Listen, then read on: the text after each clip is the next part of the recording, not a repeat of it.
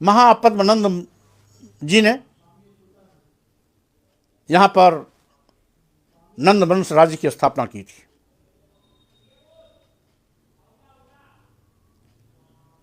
नंद वंश में 10 बड़े राजा हुए। लंबे अरसे तक नंद वंश का साम्राज्य था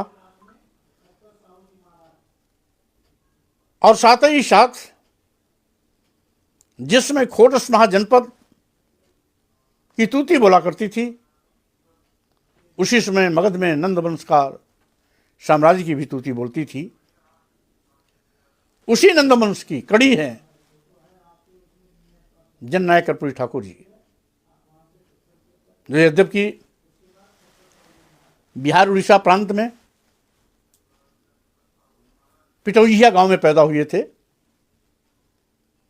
कालांतर में जिस गांव का नाम कर्पूरी गांव कर दिया गया है,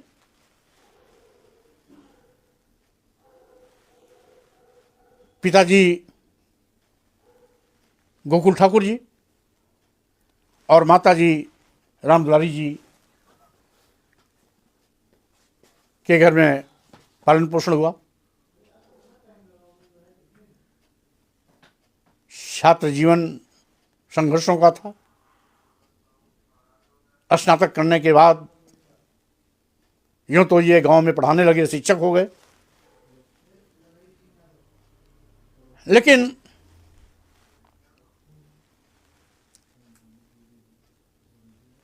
छात्र जीवन से ही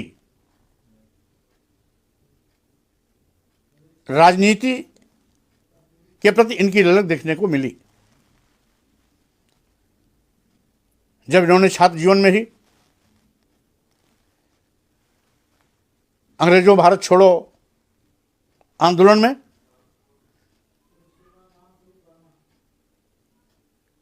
विद्यार्थी रहते कूद पड़े, लगातार स्वतंत्रता आंदोलन के हिस्से बनते रहे,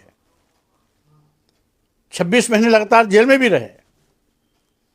इसके बाद भी कई बार उनको जेल जाने की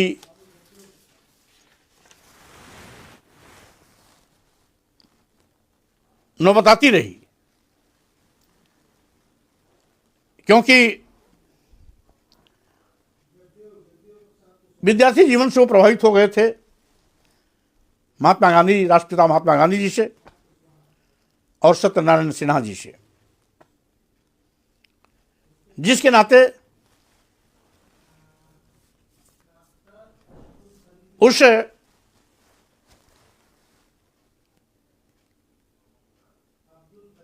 अंग्रेजों भारत छोड़ो आंदोलन में जुड़ने के बाद वो चैन से नहीं बैठे,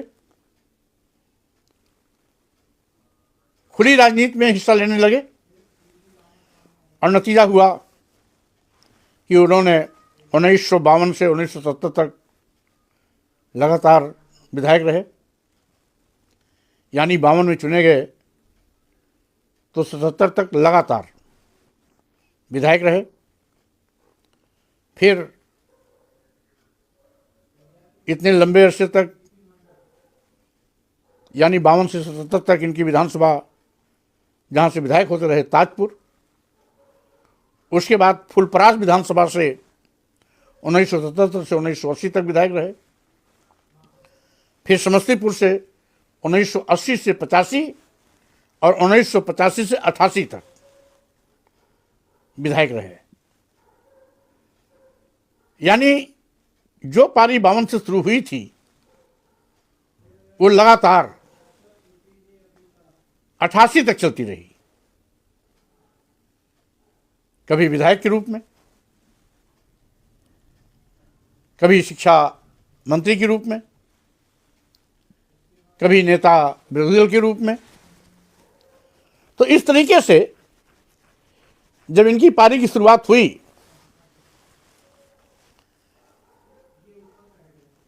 तो विधानसभा में फिर जब लगातार विधायक बनते चले आ रहे थे तो ऐसा भी मौका आया जब विधानसभा में नेता विपक्ष बनने का मौका मिला। और उसके पहले ये मुख्यमंत्री दो बार बन चुके, यानी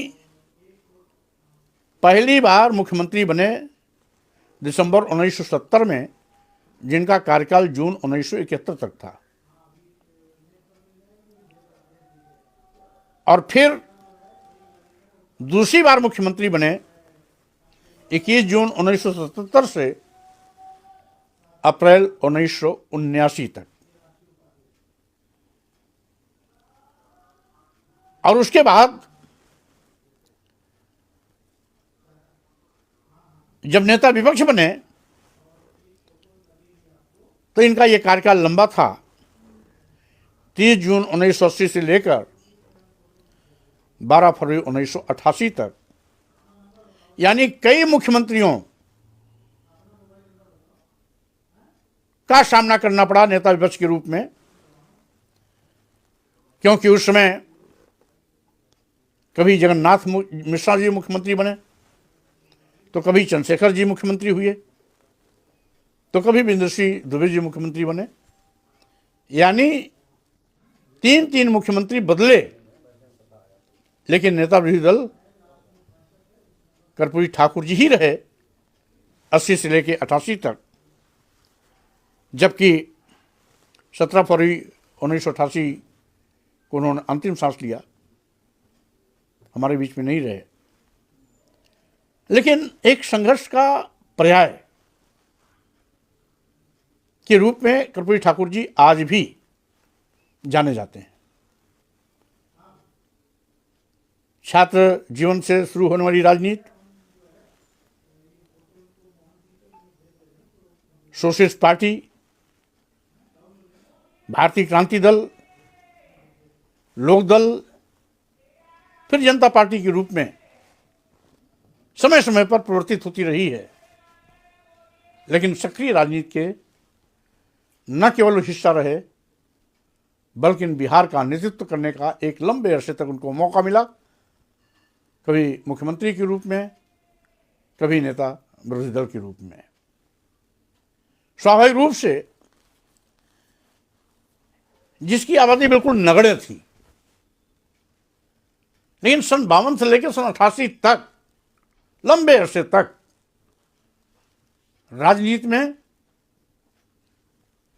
अपनी भिन्न भिन्न पदों के रूप में दस्तखत देना, दो बार मुख्यमंत्री, लंबे अरसे तक नेता विरोधी दल,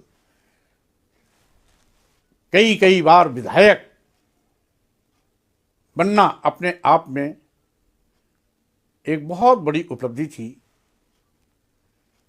और यह उपलब्धि इस बात का प्रमाण है कि कर्पूरी ठाकुर जी कितने लोकप्रिय थे। यों ही वो जननायक नहीं कहे जाते थे, सही माने वो जननायक थे, अन्यथा जिसकी आबादी इतनी कम हो कि लोग उंगलियों पर गिन के बताते हैं फला गांव, और ऐसे कमजोर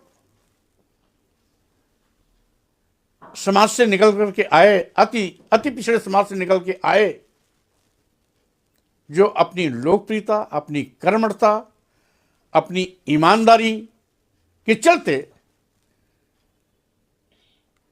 वो सबके लोकप्रिय हो गए, सबके प्रिय हो गए, और जनप्रिय नेता के रूप में लंबे अरसे तक बिहार की सेवा करने का उनको अवसर मिला। स्वाभाविक रूप से हमें उनके जीवन से, उनके संघर्ष से, उनके कार्यों से हम सबको आज भी एक सबक मिलता है, सीखने को बहुत कुछ मिलता है कि समाज के अंतिम पायदान से निकल करके किस तरीके से पूरे प्रदेश और देश में अपनी एक पहचान बनाई जाती है, किस तरीके से जन जन में प्रिय होकर के लंबे अरसे तक राजनीति में अपनी हनक बनाई जाती है, जमाई जाती है। वो सीखना है तो कर्पूरी ठाकुर जी से हम सबको सीखना चाहिए। साथियों, आज स्वाभाविक रूप से कर्पूरी ठाकुर जी जो सामाजिक भेदभाव है इसके भी शिकार होते रहे हैं। कई बार उनको अपमानित होना पड़ा, कई बार उनको कुर्सी से हटने के लिए लोगों ने नारे भी लगाए, बेतुके नारे लगाए, जासूसी शब्दों का प्रयोग करके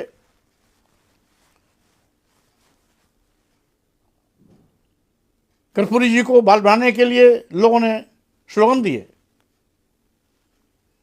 लेकिन इसके बावजूद कर्पूरी ठाकुर जी डरे नहीं, वो अपने तौर तरीके से संघर्ष पर आगे चलते रहे, लड़ाइयाँ लड़ते रहे। दबे खुले पीड़ित शोषित समाज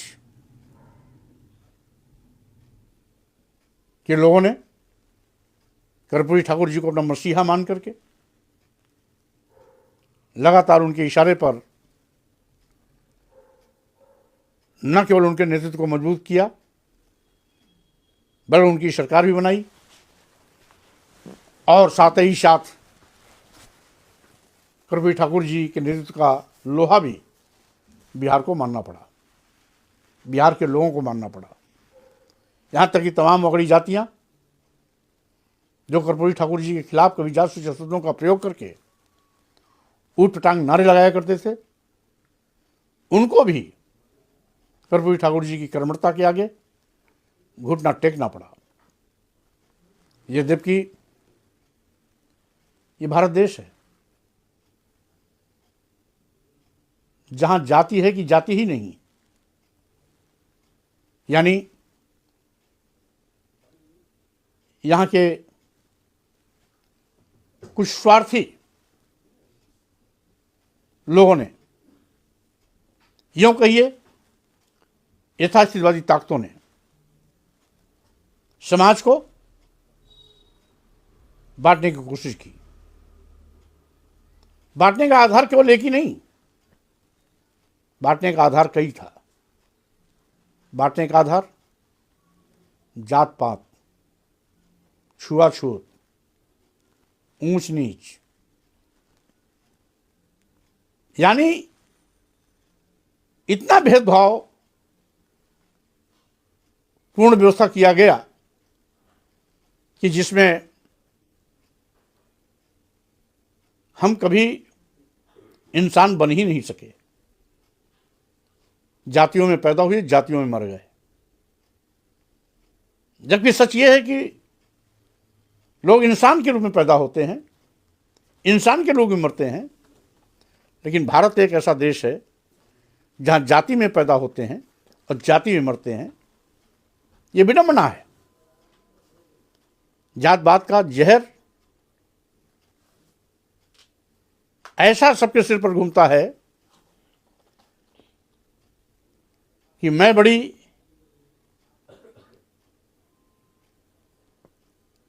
की होड़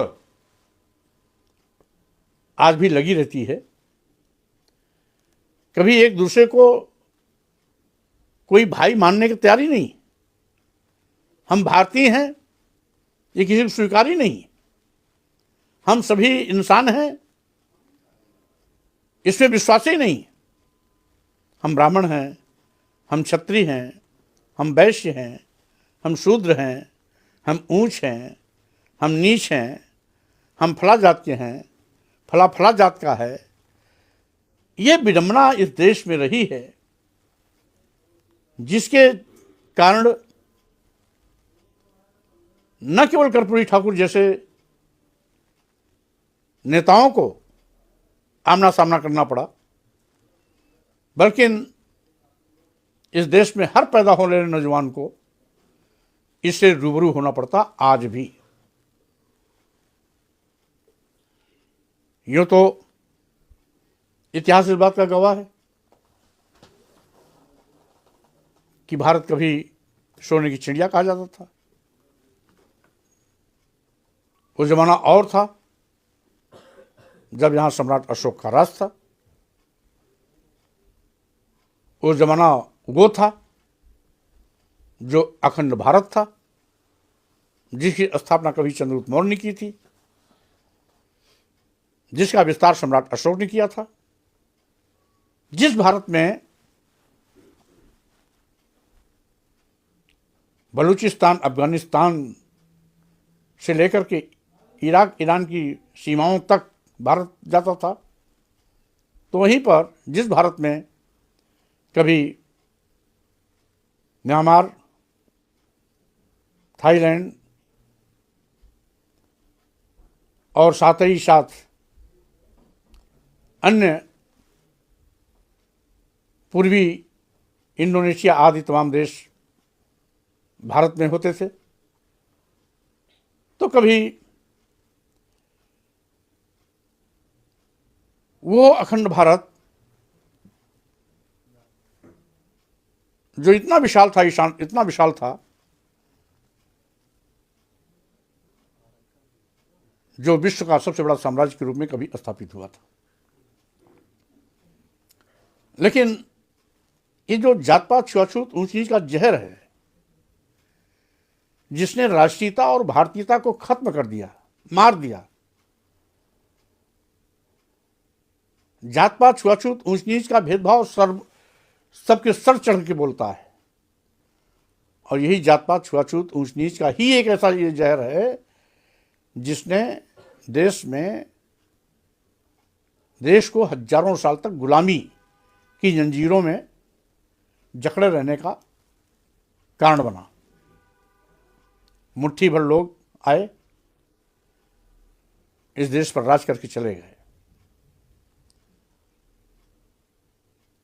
इतना विशाल भारत